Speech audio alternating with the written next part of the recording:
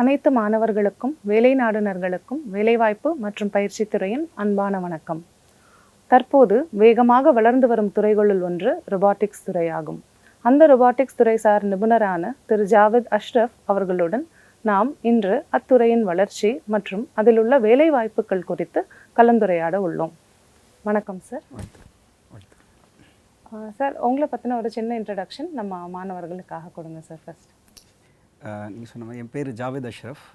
சின்ன வயசில் ரோபாட்டிக்ஸ் அப்படின்னாலே எல்லாருக்குமே ஒரு இன்ட்ரெஸ்ட் தான். ஸோ அந்த மாதிரி ஒரு டிப்ளமா ஒரு ரோபாட்டிக்ஸ் ஸ்டார்ட் பண்ணலாம் அப்படின்ற மாதிரி டிப்ளமா இன் ரோபாட்டிக்ஸ் நம்மளுடைய வெரி ஓன் கவர்மெண்ட் பாலிடெக்னிக் காலேஜில் படித்தோம். சரி, 3 இயர்ஸ் ரோபாட்டிக்ஸில் ஸ்பெண்ட் பண்ணிட்டோம். நெக்ஸ்ட் என்ன பண்ணலாம் அப்படின்னு பார்க்கும் பொழுது மறுபடியும் இன்ஜினியரிங் ஒரு 3 இயர்ஸ் மெக்கட்ரானிக்ஸ் அப்படின்ற பேரில் வி ஹேட் அன் இன்ஜினியரிங் படித்து முடிச்சிட்ட பிறகு மறுபடியும் இதே ஃபீல்டில் இருக்கணும் அப்படின்ற ஒரு இன்டென்ஷனோட சரி நம்ம ஐஐடிக்குள்ளே ட்ரை பண்ணலாம் அப்படின்னு சொல்லி ஒரு கேட் எக்ஸாம் அப்படின்ற என்ட்ரன்ஸ் எழுதி மறுபடியும் MS robotics and energy embedded systems போனோம். ஸோ அது முடிக்கலை, drop out due to various reasons. But அந்த ப்ரிப்ரேஷன் வந்து நிறைய விஷயங்கள் ரொபாட்டிக்ஸ் சார்ந்த ஒரு நாலேஜை வந்து கெயின் பண்ணுச்சு. ஸோ அந்த இடத்துல ஒரு கேப் என்ன ஃபீல் ஆச்சு அப்படின்னு சொல்லி கேட்டால், நிறைய பேர் அந்த ரொபாட்டிக்ஸாக இருக்கட்டும், அவங்களுடைய ஃபைனல் இயர் ப்ராஜெக்ட்ஸாக இருக்கட்டும், so they are not spending much time, அவங்க நிறைய டைம் அவங்களால கொடுக்க முடியலை, இல்லை they are not able to do it அப்படின்ற மாதிரி இருந்துச்சு. சரி, இதை வந்து நம்ம பசங்களுக்கு சொல்லித்தரணும், ரொபாட்டிக்ஸ்னால் என்ன அப்படின்றத அவங்களுக்கு விளக்கணும். Because we have creative minds over year. இந்தியாவை பொறுத்த வரைக்கும் நிறைய கிரியேட்டிவ் மைண்ட்ஸ் நிறைய இருக்குது. அந்த டெக்னிக்கல் நோஹோ மட்டும் தான் அந்த லேக்கிங் இருக்குது. ஸோ அந்த இடத்த நம்ம ஃபில் பண்ணலாம் அப்படின்ற மாதிரி வரும்பொழுது so we started a robotics institute. So last 12 இயர்ஸாக ரொபாட்டிக்ஸ் இன்ஸ்டிடியூட்டை வேரியஸ் கவர்மெண்ட் ஸ்கூல்ஸில், நிறைய ப்ரைவேட் ஸ்கூல்ஸில் இந்த மாதிரியான ரொபாட்டிக்ஸ் எஜுகேஷனை வந்து 12 இயர்ஸாக பண்ணிக்கிட்டு இருக்கோம். நிறைய ரிசர்ச் ப்ராஜெக்ட்ஸ் ஹெல்ப் பண்ணியிருக்கோம். நிறைய இடத்துல பண்ணி அவுட் சோர்ஸ் வரும், நம்ம வந்து ப்ராஜெக்ட்ஸ் பண்ணி கொடுப்போம். நிறைய செமினார்ஸ், ஒர்க் ஷாப்ஸ் கண்டினியூஸாக அந்த ரொபாட்டிக்ஸ் ஃபீல்டில் நம்ம நிறைய ஸ்டூடெண்ட்ஸ் வெளிநாட்டில் ஜாப்ஸில் இருக்கிறாங்க, வித்தின் இந்தியா ஜாப்ஸில் இருக்கிறாங்க with related to robotics. So எங்களுடைய மெயின் எய்ம் வந்து ரொபாட்டிக்ஸ் எஜுகேஷனை ஸ்கூல் லெவலில் கொண்டு போய் சேர்க்கணும். So if they hair really ஒரு இன்ட்ரெஸ்ட் இருக்குது அப்படின்னா அவங்க கண்டிப்பாக அந்த பேஸில் கெரியரை அவங்க சூஸ் பண்ணிக்கணும் அப்படின்ற அடிப்படையில். So for 12 years we have been running a robotics institution. We are very happy to have you here. Thank you, ma'am. Sir, first வந்து ரொபாட்டிக்ஸ்னா என்ன அப்படின்னு எங்களுக்கு வந்து ஒரு ரொம்ப சிம்பிளாக எங்களுக்கு கொஞ்சம் சொல்லுங்கள். சரி, ஓகே. சிம்பிளாக நம்ம புரிஞ்சுக்கணும் அப்படின்னா, நம்ம வீட்டில் இருக்கக்கூடிய ஒரு பொருளை வச்சு நான் ஆரம்பிக்கிறேன். எல்லோரும் மோஸ்ட்லி இப்போ urban ஸ்டேட்ஸில், urban பார்ட்ஸ் ஆஃப் ஸ்டேட்ஸில் நம்ம பார்க்கும் பொழுது இந்த ஆட்டோமேட்டிக் வாஷிங் மிஷின்ஸ் வந்து இப்போ வந்துருச்சு. ஸோ இதில் எப்படி புரிஞ்சுக்கலாம் அப்படின்னு சொல்லி கேட்டால், கொஞ்சம் ஒரு 90s கிட்ஸ்லாம் சொல்கிறாங்கல்ல, ஸோ அதுக்கு முன்னாடி இருக்கிறவங்களாம் நல்லா புரிஞ்சுப்பாங்க. ஸோ அதில் என்ன அப்படின்னு பார்க்கும்பொழுது, நாம் சின்ன வயசில் ஒரு வாஷிங் மிஷின் பார்த்துருப்போம். அதில் துணி போடக்கூடிய அளவு நம்ம தான் டெசிஷன் எடுக்கணும், தண்ணி எவ்வளோ அளவு போடணுன்றது நம்ம தான் டெசிஷன் எடுப்போம், அதில் இருக்கக்கூடிய டிட்டர்ஜென்ட் அளவு நம்ம தான் டெசிஷன் எடுப்போம். எல்லாமே மேனுவலாக டெசிஷன் எடுத்து நாம் போடுவோம். ஸோ நிறைய டைம் அது வந்து தப்பாகும், நிறைய டைம் ஓடி முடிச்சுட்டு நம்ம பார்க்காம இருப்போம். இந்த மாதிரி நிறைய விஷயங்கள் இருந்துச்சு. இப்போது அந்த கரண்ட் ஸ்டேட்டை நம்ம பார்க்கும் பொழுது இந்த லாஸ்ட் 10 இயர்ஸாக ஒரு டீகேடாக என்ன விஷயம் வந்துருச்சுன்னு கேட்டால், ஆட்டோமேட்டிக் வாஷிங் மிஷின்ஸ். இதில் துணி மட்டும் நம்ம போட்டுட்டு ஆன் பண்ணுறது தான் நம்ம வேலை. எவ்வளோ தண்ணி வேணும்னு யார் டெசிஷன் எடுப்பாங்க? மிஷினே டெசிஷன் எடுக்கும். எவ்வளோ டிட்டர்ஜென்ட் வேணுன்றதையும் அந்த இடத்துல ஒரு பின் மாதிரி வந்துருச்சு. ஒரு சில இடத்துல அந்த டிட்டர்ஜென்ட் போட்டு வச்சுட்டிங்க, இல்லை ஒரு லிக்விட் போட்டு வச்சுட்டிங்க அப்படின்னா அந்த லிக்விடோடைய அளவையும் அதுவே கேல்குலேட் பண்ணி அதை எடுத்துக்கும். தண்ணியோடைய அளவையும் மிஷின் கேல்குலேட் பண்ணிடும். எவ்வளவு நேரம் வாஷ் பண்ணணுன்றதும் அதுவே கேல்குலேட் பண்ணிடும். ரின்ஸ் பண்ணுற டைமையும் அதுவே கேல்குலேட் பண்ணிடும். ஸோ ஓல்டன் டே வாஷிங் மிஷினுக்கும் இப்போ கரண்ட்டில் இருக்கக்கூடிய வாஷிங் மிஷினுக்கும் இருக்கக்கூடிய அந்த டிஃப்ரென்ஸ் தான் ரொபாட்டிக்ஸ். ஸோ மேனுவலாக ஒருத்தர் வந்து டெசிஷன் எடுத்து பண்ணுறாரு, நம்ம மைண்ட் அண்ட் பிரெயின் வந்து அதுக்கு போகுது இல்லையா? இப்போ அதுக்கு போகிறது இல்லை. துணி போடுறதே நம்ம பெரிய சிரமமாயிருச்சு, அது ஒரு வேறு ஆங்கிளில் நம்ம பேசணும். பட் ஸ்டில் அந்த துணி போட்டுட்டு ஆன் பண்ணி விடுறோம், everything is done by itself. அதுக்கப்புறம் ஒரு அலாம் கொடுக்கும், வாங்கப்பா நான் முடிச்சிட்டேன், என்னை வந்து எடுங்க அப்படின்ற மாதிரி மிஷின் சொல்லும் இல்லையா? ஸோ இந்த டிஃப்ரென்சியேஷன், இந்த ஒரு டிரான்சிஷன் தான் ரொபாட்டிக்ஸ். ஆட்டோமேட்டிக்காக ஒரு மிஷின் வந்து பண்ண முடியுது அப்படின்னா it's can be called as a robotics. Automation தான் வந்து ரொபாட்டிக்ஸ் அப்படின்னு சொல்ல வரீங்களா? இல்லை ஆட்டோமேஷனுக்கும் ரொபாட்டிக்ஸ்க்கும் உள்ள டிஃப்ரென்ஸ் என்ன sir? Okay, it's a good question. ஆக்சுவலாக ஒரு மிஷின் ஆட்டோமேட்டிக்காக ஒர்க் ஆகுது அப்படின்னா தட் இஸ் அ ரொபாட். ஆக்சுவலாக automation is a overall name for whatever the things is happening outside. எல்லாமே வந்து மிஷினே பண்ணுன்றது சொல்ல முடியாது. ஒரு சில நேச்சுரல் ஆட்டோமேஷனும் இருக்குது. ஸோ அந்த ஒரு விஷயம் தான் automation is a process, robot is a machine ஆக்சுவலாக. ஸோ இந்த ஒரு வித்தியாசத்தை நம்ம புரிஞ்சுக்கிட்டால் ஈஸியாக இருக்கும். எந்த ஒரு மிஷின் ஆட்டோமேட்டிக்காக ஒரு ஒர்க் பண்ணுதோ அதை நம்ம தாராளமாக ரோபாட்டுன்னு சொல்லலாம். உதாரணத்துக்கு இன்னொன்று ஒரு எக்ஸாம்பிள் சொல்லணும்னு சொன்னால், ரைட்னா ஓரளவு மக்களுக்கு பாப்புலராக வந்துக்கிட்டு இருக்கு டெஸ்லா கார்ஸ். ஸோ டெஸ்லா கார்ஸை பொறுத்த வரைக்கும் என்னென்னா ஆட்டோமேட்டிக் டிரைவிங் கார்ஸாக வரும். ஸோ அதை நம்ம ஸ்டூடெண்ட்ஸ்க்கு போய் சொல்லும் பொழுது நல்ல படிங்க, உங்களுக்கு வந்து இந்த ரொபோட்டிக்ஸ் ரிலேட்டடான விஷயங்கள்லாம் வந்துக்கிட்டு இருக்கு, ஸோ கல்வி தான் உங்களுக்கு எல்லாமே நல்லதாக இருக்கும் அப்படின்னு சொல்லும் பொழுது ஒரு சில பசங்க வந்து இல்லை படிப்பு அவசியம் இல்லைலாம் சொல்கிறாங்க. அப்படி நம்ம இருக்கும்போது அப்படி கிடையாது. நீங்கள் வந்து இப்போ உதாரணத்துக்கு ஒரு டிரைவராக இருக்கிறாங்க, எல்லாமே ஒரு நல்ல வேலை தான், பட் ஸ்டில் இருக்கக்கூடிய சேஞ்சஸ் எப்படி வருதுன்னு சொல்லி கேட்டால் டிரைவரே இல்லாத கார்கள் வந்து வந்துக்கிட்டு இருக்கு. நான் எவ்வளோ ஸ்பீடில் போகணும், எந்த டைரெக்ஷனில் போகணும், எல்லாமே காரே டிசிஷன் எடுத்து எவ்வளோ அக்சிலரேட்டர் கொடுக்கணும், எங்கே நான் திரும்பக்கூடாது, எங்கே ஸ்டாப் பண்ணணுன்றது ஒரு ரோபோட்டே, ஒரு மிஷினே டிசிஷன் எடுக்குது. ஸோ அப்போ அந்த டெஸ்லா கார்ஸையுமே நம்ம ரோபோட்டுன்னு சொல்லுவோம். ஸோ இந்த ஒரு மிஷின் ஒரு ஆட்டோமேஷன் ஒர்க் பண்ணும்போது ரோபோட்டுன்னு சொல்லுவோம். ஆட்டோமேஷன் இஸ் அ ப்ராசஸ், ஒரு செயல். ரோபோட் அப்படின்றது ஒரு பொருள். ஸோ இந்த விஷயத்தை நீங்கள் புரிஞ்சுக்கிட்டாலே ரோபோட்டுக்கும் ஆட்டோமேஷனுக்கு இருக்கக்கூடிய வித்தியாசத்தை நம்ம பார்த்துக்கலாம். அப்போ ரோபோட்ஸ் வந்து அந்த என்விரான்மெண்ட்டை சென்ஸ் பண்ணுது அப்படின்னு சொல்கிறீங்க, அதுக்கேற்ற மாதிரி டிசைட் பண்ணுது அப்படின்னு. ஸோ அப்போ அதுக்கு என்னென்ன காம்பனன்ட்ஸ் வந்து அதில் யூஸ் பண்ணுறாங்க சார்? அதாவது இப்போ சென்ஸ் பண்ணணும், டிசைட் பண்ணி அதுக்கேற்ற மாதிரி டெசிஷன் எடுக்கணும் அப்படின்னா அப்போ என்னென்ன காம்பனன்ட்ஸ் வந்து அதில் இருக்குது? இப்போது காம்பனன்ட்ஸை பொறுத்த வரைக்கும் என்ன ரெக்குவயர்மெண்ட் இருக்கோ அதை பேஸ் பண்ணி ஒவ்வொன்றும் மாறும். உதாரணத்துக்கு இது எங்கே ஃபஸ்ட்டு வளர்ந்துச்சு அப்படின்றது தெரிஞ்சுக்கிட்டால் இதுக்கான பதில் வந்து நமக்கு தெரிஞ்சிடும். இனிஷியலாகவே வந்து வெளிநாடுகளில் தான் ஆரம்பிக்கப்படுது. So way back first father of robotics அப்படின்னு பார்த்தா அது 12th செஞ்சுரிக்கு போயிடுது. இஸ்மாயில் அல் ஜசரி அப்படின்னு சொல்கிறக்கூடியவர் தான் ஒரு புக் ஒன்று எழுதியிருக்காரு, 1001 ingenious book of mechanical devices அப்படின்னு. இப்போ கூட நீங்கள் போனீங்கன்னா அமேசானில் நீங்கள் வாங்கலாம். ஸோ அந்த புக்கை வந்து எடுத்து அதில் நம்ம பார்க்கும் பொழுது ஏகப்பட்ட ஆட்டோமேட்டிக் டிவைசஸை வந்து டிசைன் பண்ணியிருக்காங்க. ஸோ அதுக்கப்புறம் ஏதோ ஒரு வகையில் அந்த ரூட்ஸ் வந்து நம்ம லூஸ் பண்ணிட்டோம். அதுக்கப்புறம் 1950s தான் திஸ் வாஸ் ஸ்டார்டட். என்ன ரீசன்னு பார்க்கும் பொழுது இண்டஸ்ட்ரீஸ் இருக்குது ஃபாரின் கண்ட்ரீஸில், they don't have human man labour. ஆக்சுவலாக லேபர் இல்லை, என்ன பண்ணலாம் அப்படின்னு பார்க்கும்போது சரிப்பா ஏன் நம்ம மிஷின் வச்சே பண்ணிடலாமே அப்படின்ற ஒரு விஷயத்துக்குள்ளே அவங்க வர்றாங்க. அப்போ தான் அந்த இண்டஸ்ட்ரீஸ்க்கு யூஸ் பண்ணுற மாதிரியான ஒரு ரோபோட் வந்து உருவாகுது. அப்போது ஒரு இண்டஸ்ட்ரிக்கு தேவையான விஷயங்கள் என்ன, உதாரணத்துக்கு ஒரு பொருளை எடுத்து ஒரு இடத்துலேருந்து எடுத்து இன்னொரு இடத்துல போடுறது, அதுக்கு பேர் மெட்டீரியல் ஹேண்ட்லிங் அப்படின்னு சொல்லுவோம். அதோடைய யூஸ் தான் இன்றைய தேதி வரைக்கும் அதிகமான யூஸ் இருக்குது, even right now in Chennai. இப்போ அந்த இடத்துல என்ன தேவைப்படும், என்ன காம்பனன்ட்ஸ் தேவைப்படும், பொருள் இருக்குது இல்லை அப்படின்ற ஒரு பேசிக்கான ஒரு சென்சார் தேவைப்படும். அந்த சென்சார்னால் நிறைய சென்சார்ஸ் வந்துருச்சு இப்போது. இனிஷியலாக என்னென்னா பொருள் இருக்குது பொருள் இல்லை, இன்ஃப்ராரெட்னு சொல்லுவோம், ஃபோட்டோ எலக்ட்ரிக்னு சொல்லுவோம். இந்த சென்சாருடைய ஸ்டடி படித்தாலே நிறைய ஜாப்ஸ் இப்போது கிடைக்கிற ஆப்ஷன்ஸ் நம்ம பார்க்குறோம். சென்சார் சம்மந்தமான நாலேஜு, அதை டெவலப்மெண்ட் பண்ணுறது. இப்போ இந்த விஷயத்தை ஏதாவது பண்ணி நம்ம ஆட்டோமேட்டிக்காக கொண்டு வர முடியுமாப்பா அப்படின்னு நமக்குள்ளே ஒரு டிஸ்கஷன் வருது. ஏன் நம்ம சென்சார் செய்யக்கூடாது அப்படின்ற மாதிரியான ஒரு டிஸ்கஷன் வந்தால் அந்த ஒரு இடத்துலையுமே ஒரு இன்வென்ஷன் உருவாகுது, ஒரு ஜாப் உருவாகுது. ஸோ அந்த ஃபோட்டோ எலக்ட்ரிக் வச்சுக்கிட்டு ஒரு புதிய ஒரு பொருள் உருவாகுது. ஸோ மெட்டீரியல் இருக்குது, வாட் கேன் வி டூ, அந்த பொருள் எடுத்து நம்ம அந்த இடத்துல போய் வைப்போம், அது அடுத்த ப்ராசஸ்க்கு போயிடும் அப்படின்ற மாதிரி வந்தால் இதை இண்டஸ்ட்ரியல் ரோபோட்டுக்கு ஒரு சென்சார் இருக்கும். இப்போ அதுவே நான் டெஸ்லா கார் சம்மந்தமாக சொல்லியிருந்தேன். டெஸ்லா காரை பொறுத்த வரைக்கும் நம்ம பார்த்தோம் அப்படின்னு சொன்னால் லிடார்னு சொல்லுவாங்க. லிடார்னா லேசர் டிடெக்ஷன் அண்ட் ரேஞ்சிங் அப்படின்னு சொல்லுவோம். அது என்ன பண்ணணும்னா எவ்வளவு டிஸ்டன்ஸில் 3D அனிமேட்டடாகவே கொடுக்கும். உதாரணத்துக்கு அந்த சென்சார் எடுத்து நான் இங்கே வச்சேன் அப்படின்னா இந்த ரூமையே வரைஞ்சி கொடுத்துரும். ஸோ அந்த சென்சார் என்ன பொருள் இருக்காங்க, யார் இருக்காங்க, நான் இப்போ லைட்டாக மூவ் பண்ணிட்டாங்க அப்படின்ற ஒரு இது கொடுக்கும். ஸோ ஒவ்வொரு ரோபோட்டுக்குமே அதோடைய ஒர்க்கை பொறுத்து சென்சாருடைய வேரியேஷன் மாறும். இப்போது காருக்கு ஒரு சென்சார் இருக்கும், இண்டஸ்ட்ரி ரோபோட்டுக்கு ஒரு சென்சார் இருக்கும். சின்ன சின்ன பசங்க இப்போ காம்படிஷன்ஸ் ரொம்ப அதிகமாக வந்துருச்சு, maybe you have hurt it. நிறைய காம்படிஷன்ஸ் வந்துருச்சு. சின்ன சின்ன பிள்ளைங்க எடுத்து போகிறாங்க, அழகாக இருக்குது பார்க்கவே. அவங்க ரோபோட் எடுத்து சார் இது ஒர்க் ஆகலை, இது நல்லா இருக்குது, அது நல்லா இருக்குன்னு சொல்கிறது எல்லாமே அவங்க பண்ணுறதெல்லாம் சின்ன சின்ன லெவல் ஆஃப் டிஐவைன்னு சொல்லுவாங்க, டூ இட் யோர் செல்ஃப். அந்த மாதிரியான சென்சார்ஸும் நிறைய வருது பேஸ்ட் அப்பான் இது. அதுவே நீங்கள் பார்க்கும்போது இண்டஸ்ட்ரீஸில் கேஸ் லீக்கேஜ், உதாரணத்துக்கு இந்த எல்பிஜி கேஸ் சம்மந்தமான விஷயங்கள்லாம் நிறைய வந்துருச்சு. அந்த டைம்லலாம் டிடெக்ட் பண்ணது என்னென்னா கேஸ் சென்சார்ஸ்.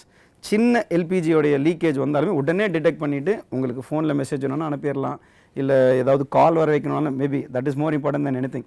காலும் வர வச்சிடலாம், இல்லை சமீபத்தில் பெரிய ஒரு அலாரம் மாதிரி வர வைக்கலாம். இந்த மாதிரியான சென்சார்ஸும் வந்துருச்சு. So depending upon the requirements நீங்கள் யூஸ் பண்ணக்கூடிய காம்பனன்ட்ஸ் சென்சார்ஸ் மாறும். ஸோ அதோடைய டேட்டா வச்சுக்கிட்டு you can process what ever you wanted to.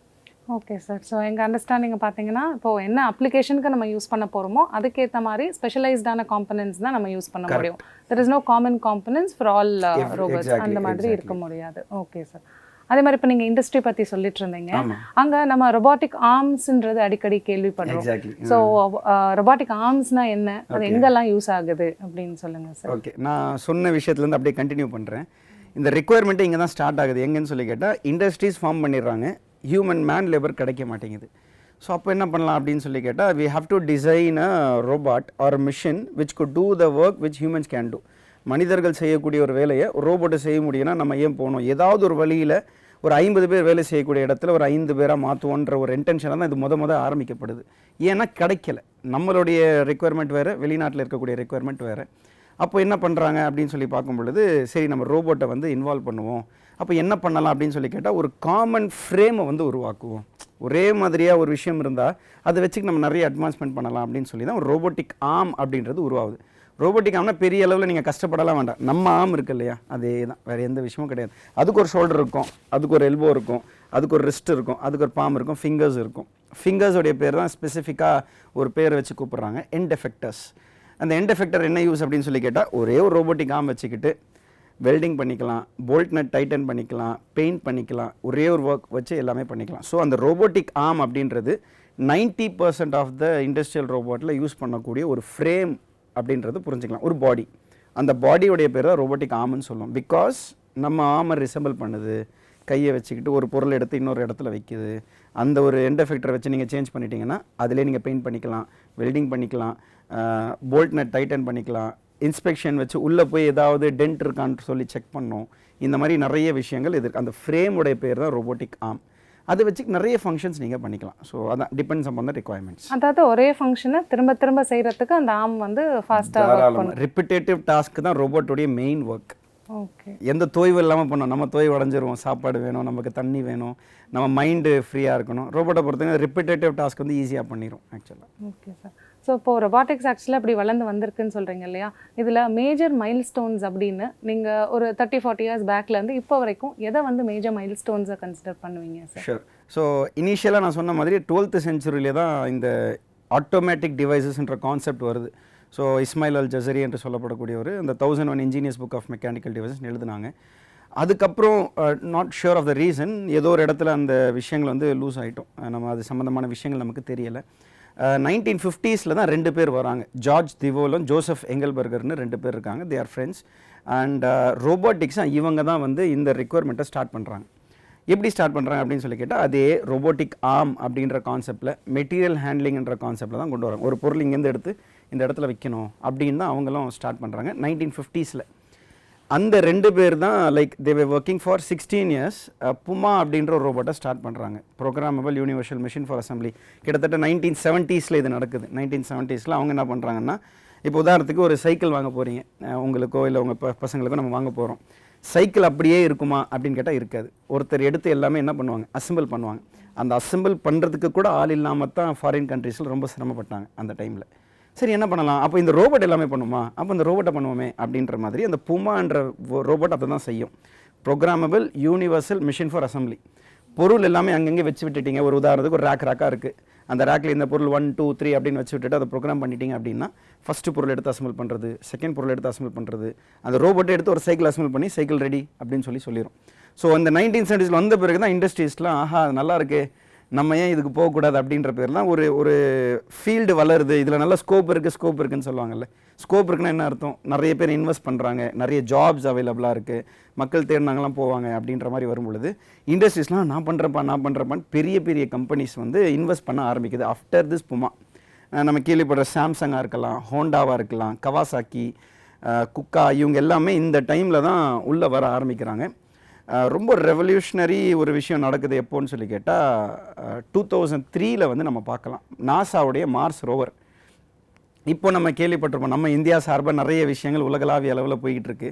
அப்படி இருக்கும் பொழுது நாசாவுடைய மார்ஸ் ரோவர் என்ன பண்ணுதுன்னா, மார்ஸுக்கு போய் ஒரு ரோபோட்டை எம்ப்ளாய் பண்ணுறாங்க. இது நல்லா இருக்கே, எப்படி நம்ம போகாத இடத்துக்கு அது போக முடியுமா அப்படின்ற மாதிரி மக்களுக்கு ஒரு கியூரியாசிட்டி. அன்டில் நவ் இப்போ இந்த மார்ஸ் ரோவர் வரதுக்கு முன்னாடி இண்டஸ்ட்ரீஸ்க்கு தெரிஞ்சிருந்தது, சயின்டிஸ்ட்டுக்கு தெரிஞ்சிருந்தது, ஓகே இப்போ ஒரு மிஷினே ஒரு மனுஷன் மாதிரி பண்ண முடியும் அப்படின்ற மாதிரி தெரிஞ்சிருந்தது. மார்ஸ் ரோவர் வந்த உடனே இப்போது ஒரு விஷயம் போயிருச்சுன்னா பெரிய ரெவல்யூஷன் தான். அந்த டைம் 2003 21 இயர்ஸ்க்கு மேலே போயிருச்சு. ஸோ அந்த டைமில் வந்த உடனே சின்ன சின்ன பசங்களாம் பார்க்குறாங்க, நல்லா இருக்கே. அப்போ ரோவர்னால் என்ன அப்படின்னு பார்த்தா, எர்த்துக்கு மேலே போனால் ஒரு ரோபோட் அப்படின்ற ஒரு டெஃபினிஷனும், ஸ்பேஸில் போனால் ரோவர் அப்படின்னு சொல்லி வச்சுருக்காங்க. மார்ஸ் ரோவரும் அதுதான். மார்ஸில் போய் ரோவர் போகுது, அப்படியா, ஏன் நம்ம போனால் என்ன அப்படின்னு கேட்டால், டெம்பரேச்சரு, ப்ரெஷரு, நிறைய விஷயங்கள் இருக்குது, நம்மளால் அங்கே சஸ்டெயின் பண்ண முடியாது, இந்த மாதிரிலாம் இருக்கும். ரோபோட்டு போய் இதெல்லாம் செய்யுமா அப்படின்ற மாதிரி வரும்பொழுது தான் ஒரு ரெவல்யூஷனரி விஷயங்கள், ஒரு அவேர்னஸ்ஸு, ஒரு பாப்புலாரிட்டி எல்லாமே அந்த 2003க்கு பிறகு தான் வருது. அதுக்கப்புறம் தான் ஓகே ஒரு மிஷினை வந்து நம்ம வேறு வேறு லெவல் ஆஃப் ஒர்க்குக்கு நம்ம டெடிகேட் பண்ணலாம். உதாரணத்துக்கு நம்ம போய் பண்ண முடியாது. இப்போ அங்கேருந்து கிடைச்ச டேட்டா தான் இப்போ எல்லாருமே போயிட்டுருக்கோம். நம்ம போயிட்டோம், இந்தியா போயிருக்கு, நிறைய கண்ட்ரிஸ் போயிருக்கிறாங்க. நாசா மார்ஸை வந்து ஒரு ஹேபிட்டாட்டாக நான் மாற்ற போகிறேன்ற மாதிரி நிறைய சேலஞ்சஸ் வருது. எல்லாமே அங்கேருந்து ஆரம்பிக்குது. ஸோ அந்த ஒரு ரெவல்யூஷனரி ஒரு திங்கு இப்போ இந்த ஒரு 20 இயர்ஸ் கழிச்சு நம்ம பார்க்கும்பொழுது நான் வீடை கட்டிட்டு போக போகிறன்ற அளவுக்கு நம்ம பேசிக்கிட்டு இருக்கோம். ஏன்ப்பா நான் பூமியில் லேண்ட் வச்சிருக்கேன், மார்ஸில் லேண்ட் வச்சிருக்கேன்ற அளவுக்கு இன்னொரு 20 இயர்ஸில் நம்ம பேச்சு வந்துடும். ஸோ நான் ஒரு மார்ஸில் ஒரு ஏக்கர் வச்சிருக்கேன் அப்படின்ற அளவுக்கு நம்ம பேச்சு வரணும். ஸோ ஆப்வியஸ்லி இதுதான் டெக்னாலஜி, இதுதான் நமக்கு வேணும். ஸோ அந்த விஷயங்கள் அங்கே ஆரம்பிக்குது. 2003க்கு பிறகு நான் சொன்ன மாதிரி இந்த பெரிய பெரிய கம்பெனிஸ்லாம் சரி நம்ம எங்கெங்கெல்லாம் எம்ப்ளாய் பண்ணலாம் அப்படின்ற மாதிரி ஆரம்பித்து இப்போ எல்லா ஃபீல்ட்லேயும் வந்துருச்சு.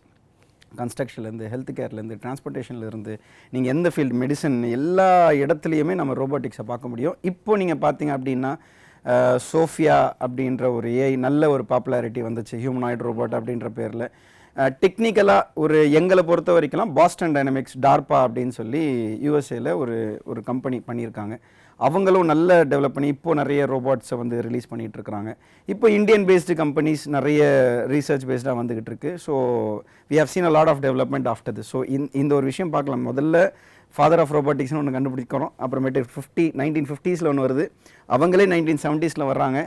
அதுக்கு பிறகு இந்த நாசாவுடைய மார்ஸ் ரோவர் நல்ல ஒரு ரெவல்யூஷனாக இருக்குது. அதுக்கு பிறகு இந்த சோஃபியா வந்த பிறகு ஓகே வி கேன் இன்ட்ராக்ட் அப்படின்ற விஷயத்தை அப்போ தான் எஸ்டாப்ளிஷ் பண்ணுது.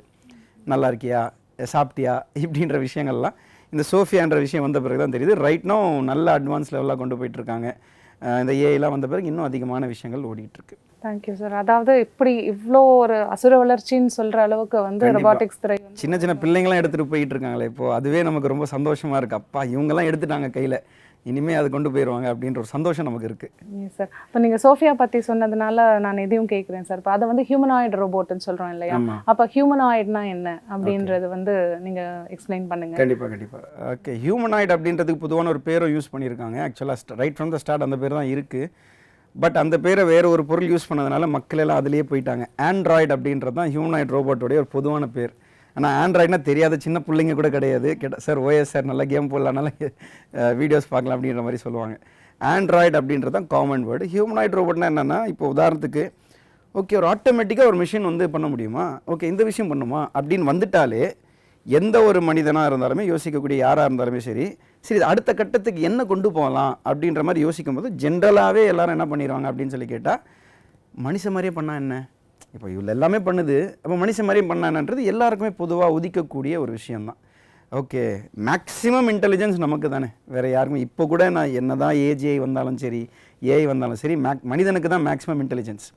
அப்படி நம்ம பார்க்கும் பொழுது மனிதன் அளவுக்கு கொண்டு வந்துட்டா என்ன அப்படின்ற மாதிரியெல்லாம் வரும் பொழுது இந்த விஷயங்கள் தான் மேக்ஸிமம் இன்டெலிஜென்ட்டாக நம்ம வந்து பார்க்குறோம். ஸோ இந்த மேக்ஸிமம் இன்டெலிஜென்ட் இருக்குது. அப்போ என்ன பண்ணலாம், மனித மாதிரியே முதல்ல ஒரு ஸ்ட்ரக்சர் உருவாக்குவோம். Like whatever we see is what we believe mostly. So அப்போ மனித மாதிரியே இருக்கிறாங்க, 6 feet இருக்கிறாங்க, ஒரு கை இருக்குது, கால் இருக்குது அப்படின்ற மாதிரி வரும்பொழுது ஒரு ஹியூமனாய்டு ரோபோட், ஒரு மனிதன் மாதிரியே செயல்படக்கூடிய ஒரு மிஷினை ஹியூமனாய்டு ரோபோட் அப்படின்ற ஒரு பேரால் அழைக்கப்படுது. அது ஏன் நமக்கு அட்ராக்டிவாக இருக்குது அப்படின்னா, ஒரு நம்ம இவ்வளோ சிரமப்பட்டு ஒரு மனிதன் வளர்ந்து வர்றதுக்கு பதிலாக ஒரு மிஷினே இது எல்லாமே செய்யுமா அப்படின்றது ஒரு பெரிய ஆச்சரியம் தான். இன்னும் அந்த ரீச்சுக்கு அந்த லெவலுக்கு நம்ம போகல, இருந்தாலுமே அது ஒரு ஆச்சரியமான ஒரு விஷயமா இன்னி வரைக்கும் நம்ம பார்க்குறோம். ஓகே இந்த மிஷின் பதில் சொல்லுமா, இப்போ அந்த ஏஐ சம்மந்தமான விஷயங்கள்லாம் இன்னும் ஆடட் அட்வான்டேஜாக போய்கிட்டு இருக்கு. அதுதான் இந்த ஹியூமனாய்டு ரோபோட்டுன்னு சொல்லுவோம். ஹியூமன் மாதிரி தெரியக்கூடிய, அதாவது விஷுவலி நாட் எல்லா இடத்துலையுமே ஃபுல்ஃபில் பண்ணுவான்னு கேட்டால் பண்ணாது. இமோஷன்ஸு, ஆங்கர், அந்த மாதிரிலாம் நிறைய விஷயங்கள் இருக்குது. ஃபிசிக்கலாக நமக்கு ஹியூமன் மாதிரி தெரியக்கூடிய ஒரு ரோபோட்டை ஹியூமனாய்டு ரோபோட்டுன்னு சொல்லலாம். Common term is known as android. அந்த ஆண்ட்ராய்டுன்ற பேர் ஓஎஸ்க்கு வச்சதுனால மறந்தே போயிட்டோம். அதனால் அது ஆண்ட்ராய்டுன்ற பேர் தான் பொதுவான பேர்.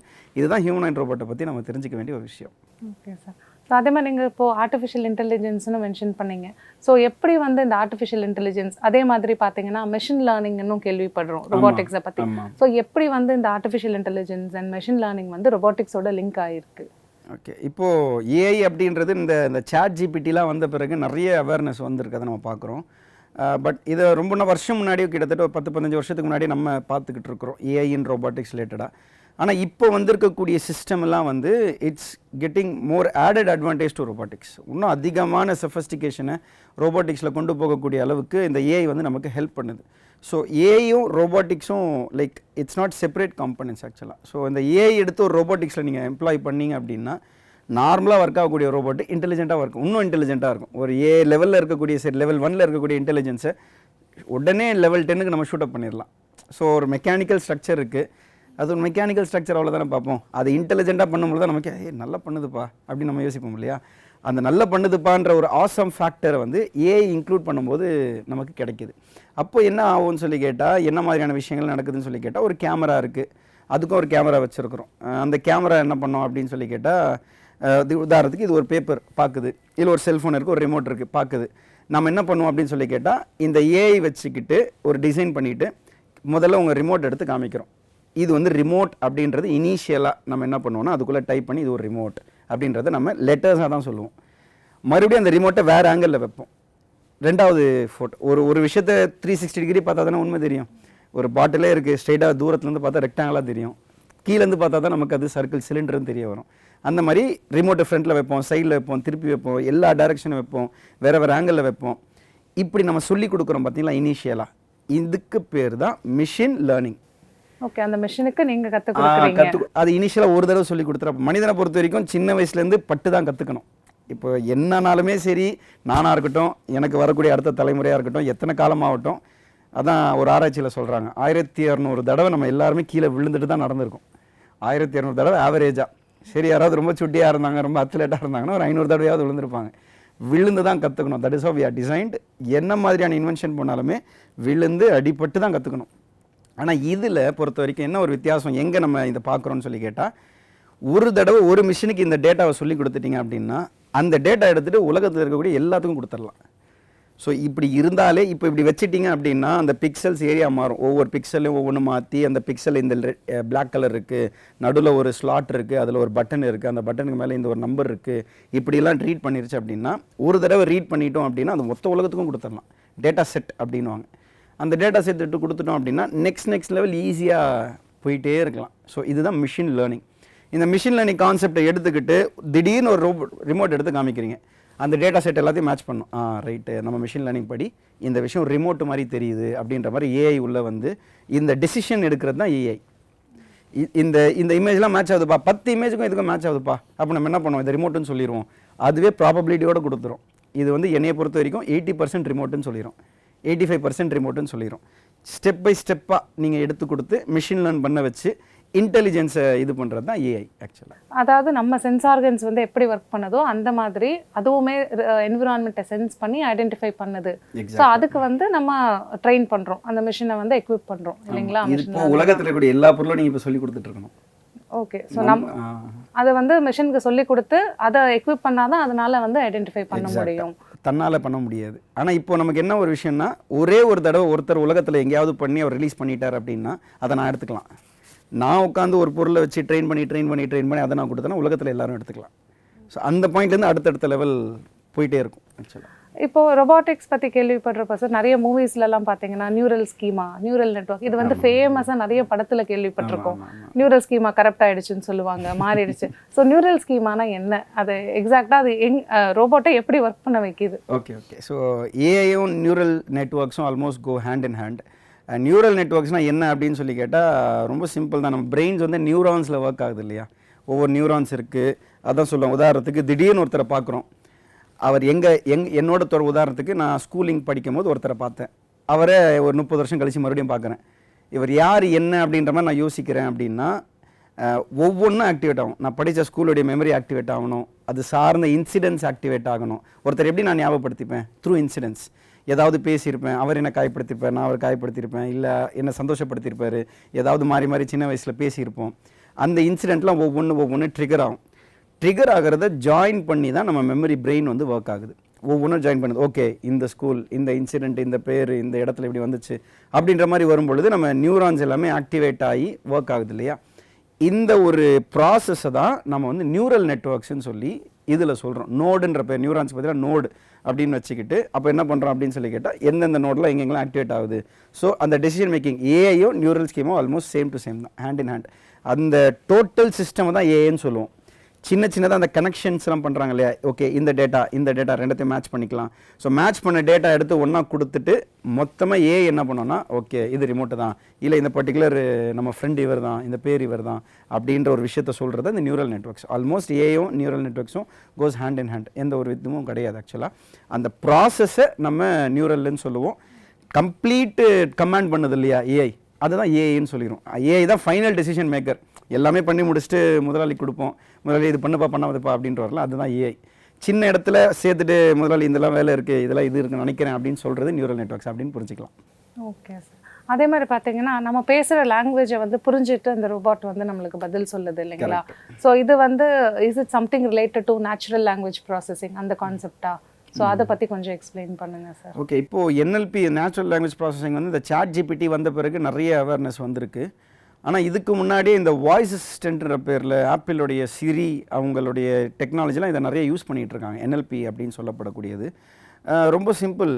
ஏன்னா ரொம்ப நம்ம இது பண்ணிக்க வேண்டாம். என்னன்னு சொல்லி கேட்டால், என்ன மாதிரியான கம்யூனிகேஷன் இருந்தாலுமே கம்ப்யூட்டரை பொறுத்த வரைக்கும் it can understand only zeros and once தான். அது நம்மளை பொறுத்த வரைக்கும் டெக்னிக்கலாக சொல்லணும்னா அது ஒரு முட்டாள். ஆனால் தெரிஞ்சது உலகத்தில் தெரிஞ்சது அதுக்கு ரெண்டே விஷயம் தான் கம்ப்யூட்டருக்கு, ரோபோட்டுக்கு, எல்லாமே பைனரி நம்பர் தான். ஆனால் அந்த பைனரி நம்பரை ப்ராசஸ் பண்ணுறது அது கிங்கு. அந்த ஒரு விஷயத்தில் அது எக்ஸ்பர்ட் ஆனதுனால உலகமே அதில் டிபெண்ட் பண்ணியிருக்கு. ஸோ அப்படி நம்ம பார்க்கும்பொழுது உதாரணத்துக்கு ஒரு ஃபோன் எடுத்து நான் கால் பண்ணுறேன், உங்களுக்கு நான் கால் பண்ணுறேன், நான் பேசக்கூடிய வார்த்தையாக தான் வயருக்குள்ளே போய்கிட்டு இருக்கா, ஹலோன்னு நான் சொல்கிறேன். அந்த ஹெச்இஎல்எல்ஓ தான் போதா அப்படின்னு கேட்டால் கிடையாது. அதை ஒரு பைனரி கோடாக மாற்றி ஜீரோஸ் அண்ட் ஒன்ஸாக மாற்றி என்னுடைய வாய்ஸை ப்ராசஸ் பண்ணி பைனரி கோடாக மாற்றப்படுது. பைனரி கோடு ட்ராவல் ஆகுது, மறுபடியும் அந்த பைனரி கோடை டீப்ராசஸ் பண்ணி வாய்ஸாக மறுபடியும் உங்களுக்கு இதாகுது. இதுதான் எல்லாத்துக்குமானது. நீங்கள் என்எல்பி எடுத்துக்கிட்டாலும் சரி, வாய்ஸ் கமாண்ட்ஸை எடுத்துக்கிட்டாலும் சரி, சிரி, கூகுள் வாய்ஸ் அசிஸ்டண்ட்டு, ஹே கூகுள்னு சொல்லுவாங்க, சிரின்னு சொல்லுவாங்க. இந்த மாதிரி வரும்பொழுது என்ன ஆகும்னு சொல்லி கேட்டால், நம்மளுடைய வாய்ஸ் வைப்ரேஷன்ஸை வச்சு அந்த வாய்ஸ் என்ன டெக்ஸ்ட்டு சொல்கிறாங்க அப்படின்றத பார்த்துட்டு அதுக்கு ஈக்குவலண்ட்டான பைனரி கமாண்ட்ஸாக மாற்றிடுவோம். ஸோ அது நம்ம மாற்றும் பொழுது என்ன ஆகும்னு சொல்லி கேட்டால், அந்த பைனரி டேட்டாவை எல்லாமே ப்ராசஸ் பண்ணுறது தான் இந்த கம்ப்யூட்டர். ஸோ அது வந்து இன்னும் சிம்பிளாக பசங்க புரிஞ்சுக்கணும் அப்படின்னா, பைனரி பொறுத்த வரைக்கும் ஜீரோஸ் அண்ட் ஒன்ஸ். அந்த ஜீரோஸ் அண்ட் ஒன்ஸ்னால் என்னப்பா அப்படின்னு கேட்டால், கம்ப்யூட்டர்ன்றது ஒரு சின்ன சிப்பு, ஓகேங்களா? ஒரு கனெக்டிவிட்டி இருக்கும், ஒரு சில இடத்துல கனெக்டிவிட்டி இருக்காது. அந்த சிப்பு எதை அண்டர்ஸ்டாண்ட் பண்ணிக்கும் உலகத்துலையேன்னு கேட்டால், பேட்டரியோடைய கரண்ட் ஃப்ளோ, இல்லைனா கரண்ட் ஃப்ளோ கட்டு, அவ்வளோதான். கரண்ட் ஃப்ளோ ஆகுது, கரண்ட் ஃப்ளோ ஆகலை, light on light off, battery supply போகுது, இல்லை கரண்ட் சார்ஜ் போகுது போகல, அவ்வளோதான். இதுதான் ஜீரோ, இதுதான் ஒன்று. ஒரு வீடியோ இருக்குது, ஹை ரெசல்யூஷன்ப்பா, செம்ம குவாலிட்டியாக இருக்குது அப்படின்லாம் நம்ம பேசிப்போம் இல்லையா? அதுக்கு என்ன ஆகும்னு சொல்லி கேட்டால் நிறைய ஜீரோஸ் அண்ட் ஒன்ஸ் இருக்கும். ஸோ அந்த ஜீரோஸ் அண்ட் ஒன்ஸ் எல்லாம் கம்பைன் பண்ணி இது ஒரு வீடியோன்னு சொல்லி ப்ளே பண்ணுறது தான் இந்த ப்ராசஸருடைய வேலை. இதுதான் என்எல்பிஓ, நேச்சுரல் லாங்குவேஜ் ப்ராசஸிங். இதுதான் நீங்கள் பேசுகிறீங்க, அதை பைனரியாக மாற்றி இவ்வளோ நாள் வந்து நீங்கள் பேசக்கூடிய வார்த்தையை ரிசீவ் பண்ணதில்லையா, வாய்ஸ் டிடக்ஷன் மாடியூல்லாம் சொல்லுவோம். அது அவ்வளோ அக்யூரேசியாக இருக்காது. ஹே கூகுள், ஹே சிரி அப்படின்னு நிறைய பேர் உட்காந்து இது வேறு செட்டே ஆகலை அப்படின்ற மாதிரிலாம் பேசிகிட்டு இருப்போம். ஆனால் இப்போ மாறிடுச்சு. சிம்பிளாகவே நீங்கள் சிரி எடுத்துக்கிட்டாலும் சரி, ஹே கூகுள் அசிஸ்டன்ட் எடுத்துக்கிட்டாலுமே சரி, ஓரளவு நம்ம பேசக்கூடியதை புரிஞ்சுக்கிது. இது ஆப்வியஸ்லி சயின்ஸில் இது பாசிபிள் தான். நெக்ஸ்ட் ஸ்டெப்பு போவோம், ஜென்ரலாகவே கம்யூனிகேட் பண்ணுற மாதிரி ஆயிரும். ஒரு பொருள் எடுத்துருவா, இல்லை அலாரம், இப்போ ரொம்ப சிம்பிளாகிடுச்சு. அலாரம் செட் பண்ணுறதா முதல்ல எடுத்து டைம்லாம் பார்த்துட்டு இருந்தோம். இப்போ hey Siri set on alarm at 8 PM அப்படின்னா ஆட்டோமேட்டிக்காக செட் பண்ணிக்குது. ஸோ இட்ஸ் அன் அட்வான்ஸ்மெண்ட், அவ்வளோதான். ஸோ ஆனால் ப்ராசஸ் எல்லாமே சேம் தான். Accuracy by means of hardware, by means of processing increase ஆகிருக்கு. அதனால் நீங்கள் பேசக்கூடியதை இலகுவாக புரிஞ்சிக்கக்கூடிய அளவில் மாறி இருக்குது. இதுதான் என்எல்பி, நேச்சுரல் லாங்குவேஜ் ப்ராசஸிங். நீங்கள் பேசுகிறது அதை டிடெக்ட் பண்ணிக்குது, அவ்வளோதான். அது எப்படி புரிஞ்சிக்குதுன்னு கேட்டால் ஜீரோஸ் அண்ட் ஒன்ஸாக மாற்றி தான் ஆகணும், வேறு வழியே இல்லை. டேரெக்டாகவே புரிஞ்சிக்கக்கூடிய எந்த டிவைஸும் உலகத்தில் கிடையாது. ஆனால் இந்த ப்ராசஸ் ஸ்பீட் ஆயிடுச்சு. அது அப்படியே புரிஞ்சிக்கிற மாதிரி நம்ம நினைக்கிறோம். ஹாய் அப்படின்னு சொன்னால் அது ஹாய்னு புரிஞ்சிக்குதுன்னு நினைக்கிறோம். ஆனால் உடனே அது மாற்றி அது புரிஞ்சிக்கிட்டு ரிப்ளை பண்ணுது, அவ்வளோதான். Okay sir. ஸோ இப்போ அந்த ஏஐ மெஷின் லேர்னிங் பற்றியெல்லாம் எங்களுக்கு எக்ஸ்பிளைன் பண்ணிங்க. ஸோ இப்போ இதெல்லாம் இன்டெகிரேட் பண்ணுறப்போ கண்டிப்பாக அதில் சேலஞ்சஸ்ன்னு இருக்கும் இல்லைங்களா? ஸோ எதுவுமே வந்து சிம்பிள் டாஸ்க் கிடையாது. ஸோ அந்த மாதிரி என்ன சேலஞ்சஸ் வந்து இதில் இருக்குது உங்களுக்கு? இப்போது ஏஐயை பொறுத்த வரைக்கும் அதுதான். இப்போ அடுத்த ஏஐக்கு அடுத்து இப்போ ஏஜிஐ வந்துருச்சு, ஆர்டிஃபிஷியல் ஜென்ரல் இன்டெலிஜென்ஸ் அப்படின்ற மாதிரி. ஸோ மனிதன் மாதிரியான திங்கிங் கெப்பாசிட்டியில் கொண்டு வரோம் அப்படின்ற மாதிரிலாம் சொல்கிறாங்க. என்னதான் இருந்தாலும் ஃபைனல் டெசிஷன் மேக்கர் அப்படின்ற மாதிரி வரும் பொழுது இந்த ஏஜிஐயாக இருக்கட்டும், இதில் சேலஞ்சஸ்லாம் நம்ம பார்க்கும் பொழுது ஹியூமன் இன்டெலிஜென்ஸை மேட்ச் பண்ணக்கூடிய அளவில் இன்னுமே நம்ம சைட்லேயே இல்லை அப்படின்றத எல்லா ப்ரொஃபஸர்ஸும் சொல்கிறாங்க. நம்மளுடைய ஒன் பெர்ஸ்பெக்டிவ் அதுதான். ஹியூமன் இன்டெலிஜென்ஸை மேட்ச் பண்ண முடியாது. என்னதான் இருந்தாலும் திடீர்னு ஒரு இடத்துல அந்த இடத்துல சொல்யூஷன் கொடுக்கறது வந்து ரோபோட்டை பொறுத்த வரைக்கும் செட் ஆஃப் டேட்டா வச்சு தான் ப்ரெடிக்ட் பண்ண முடியும். அதனால் என்னென்னலாம் டேட்டா இது வரைக்கும் நடந்திருக்கு, என்ன மாதிரியான விஷயங்கள்லாம் வச்சுருக்கு, ஏன்றது அதுதான். இப்போ நம்ம பார்க்கும் பொழுது நேச்சுரல் இன்டெலிஜென்ஸை மேட்ச் பண்ணுறதுக்கு என்னென்னலாம் பண்ணலாம் அப்படின்னு மாதிரி பார்க்கும்பொழுது இப்போ டெஸ்லா கார்ஸ்ன்னு சொல்கிறோம். டெஸ்லா கார்ஸ் ஆட்டோமேட்டிக்காக ஓடுது. அதுவே என்ன மாதிரியான விஷயங்கள் அதில் இன்கல்கேட் பண்ணியிருக்காங்கன்னா ஆட்டோமேட்டிக் கார்ஸ் தான், ஆனால் நீங்கள் தூங்குனீங்கன்னா கார் ஆஃப் ஆயிரும். ஸோ இதெல்லாம் தான் சேலஞ்சஸ் இருக்குது. Because we have lots of limitations. நிறைய இடத்துல ஆக்சிடென்ட் ஆயிருக்கு, ரோட்டில் நடுவில் நின்றுருச்சு, ஓனரே நினச்சும் மூவ் பண்ண முடியல. ஸோ இந்த மாதிரியான சேலஞ்சஸ்லாம் இனிஷியலாக இருக்குது. But what we hope is down the stages அந்த லேட்டர் ஆன் இந்த பீரியட் ஆக்சுவலாக இதெல்லாம் ரொம்ப ஈஸியாக ஓவர் கம் பண்ணிடுவோம். பட் ஒரு சில இடத்துல ஹியூமன் ரீப்ளேஸ் பண்ணவே முடியாதுன்ற ஒரு ஃபீல்டு இன்னும் இருக்கவே செய்யுது. அதுதான் இந்த சாட் ஜிபிடி போல விஷயங்கள், அது ஏஐக்கு கொடுக்கக்கூடிய, அதாவது ரோபோட்டிக்ஸ்க்கு கொடுக்கக்கூடிய support, we are not sure where it's gonna take us. எல்லா ரீசர்ச்சர்ஸ், எல்லா ஹியூமன் பிஹேவியரை பற்றி ஸ்டடி பண்ணக்கூடியவங்க எல்லாருமே சொல்லக்கூடிய ஒரே பதில் இது தான். எல்லாமே நாங்களும் புரிஞ்சுக்கிறோம், எங்கே கொண்டு போக போகுதுன்னு தெரியலை அப்படின்றத தான் விற்கிறாங்க. ஸோ சேலஞ்சஸை பொறுத்த வரைக்கும் ஹியூமன் இன்டெலிஜென்ஸை இன்னும் மேட்ச் பண்ணக்கூடிய அளவில் இல்லாததுனால டோட்டலாகவே ரிப்ளேஸ் பண்ண முடியலை. ஸோ ஏதோ ஒரு இடத்துல அங்கே ஹியூமன் இருந்தே ஆகணுன்ற ஒரு கட்டாயம் இருக்குது. நமக்கு தேவையான ஒர்க்கை எடுத்துக்கிட்டு அதில் மேக்ஸிமம் பெனிஃபிட் நம்ம வாங்கிட்டு போயிட்டே இருந்துட்டோம் அப்படின்னா obviously it's gonna serve us. Obviously நமக்கும் சரி, நம்ம நாட்டுக்கும் சரி, எல்லா வகையிலும் அது யூஸ்ஃபுல்லாக இருக்கும். ஸோ நம்ம வந்து இப்போ பார்த்தீங்கன்னா ரொபாட்டிக்ஸ் பற்றியும் அதோட பேசிக் கான்செப்ட்ஸ் பற்றியும் சார்கிட்ட டிஸ்கஸ் பண்ணிகிட்ருக்கோம். ஸோ நம்ம டிஸ்கஷன் வந்து இன்னும் கண்டினியூ பண்ணுவோம். தேங்க்யூ.